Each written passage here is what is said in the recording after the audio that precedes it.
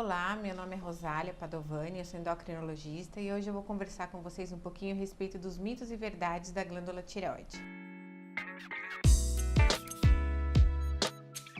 É um mito, aliás, é uma queixa muito frequente do nosso consultório. Os pacientes acreditam que por estar ganhando peso, eles podem ter algum problema de tireoide.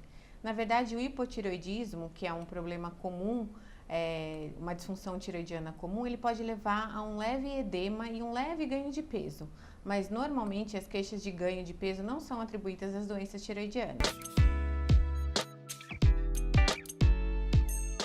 Isso é uma verdade. O hipertireoidismo, principalmente descompensado, pode levar a uma perda de peso bastante significativa. É por isso que os pacientes têm que procurar tratamento, porque o hipertireoidismo descompensado é considerado uma doença consumptiva, que requer um tratamento e às vezes rápido. Isso é um completo mito. Para nossa sorte, somente 5% dos nódulos tireoidianos são malignos, são câncer. Então, antes de ter esse diagnóstico, o paciente merece uma investigação e às vezes um ultrassom, depois uma punção, para daí sim saber ou não se esse nódulo é benigno ou maligno.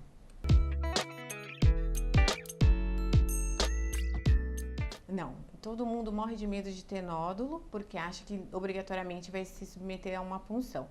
A punção ela é indicada dependendo das características do ultrassom. Então, dependendo das características desse nódulo, o médico vai solicitar ou não a punção. E algumas vezes o paciente pode somente acompanhar com ultrassom de rotina sem necessidade de submeter esse exame. Isso é um mito.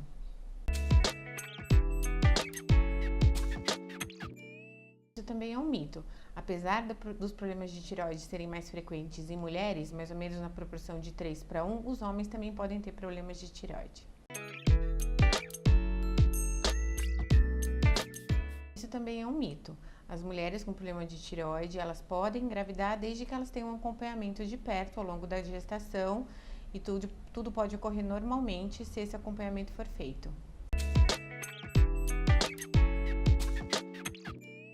Isso é verdade. Na verdade, o aparecimento de nódulos é mais frequente em pacientes mais idosos, tanto em mulher quanto em homens.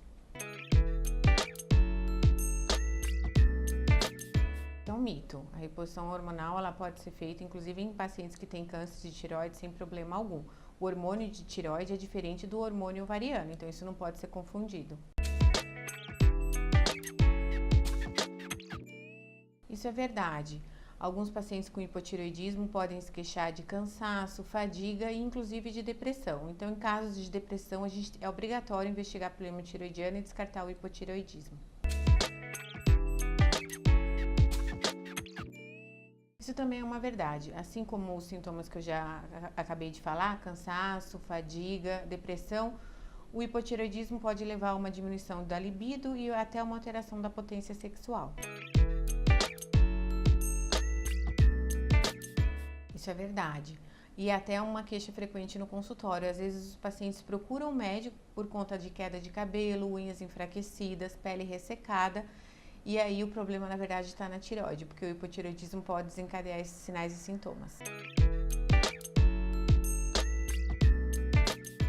Na verdade, não podemos dizer se é mito ou se é verdade, porque não necessariamente os problemas tireoidianos causam dores ou problemas articulares. Alguns pacientes com hipotireoidismo podem ter essas queixas, mas não que necessariamente elas sejam da tireoide. Por exemplo, algumas doenças reumáticas, como fibromialgia, febre reumática, artrite reumatoide, podem dar dores e alterações articulares e não são problemas de tireoide. Por isso é importante investigar.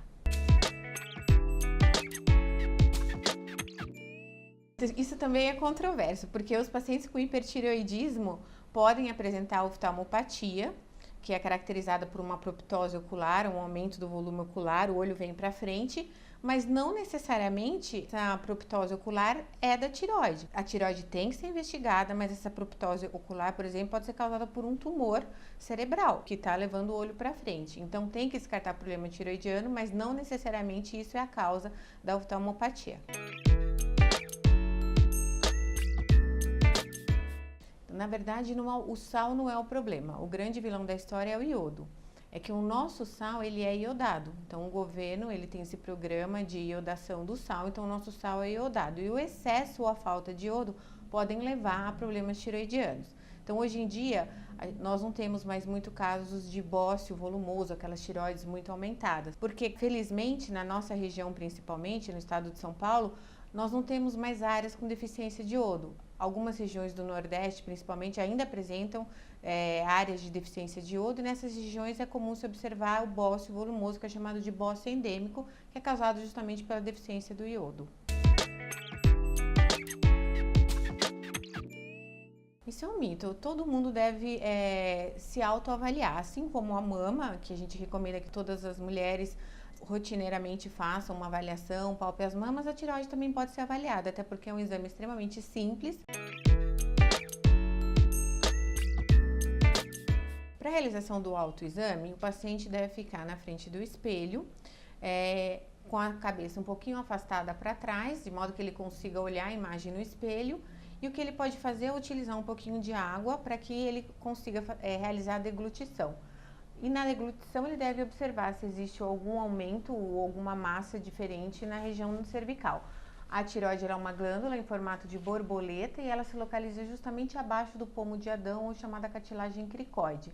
Então é nessa região que se deve observar o aparecimento de alguma massa estranha. Bom, espero ter esclarecido as dúvidas de vocês. Até uma próxima.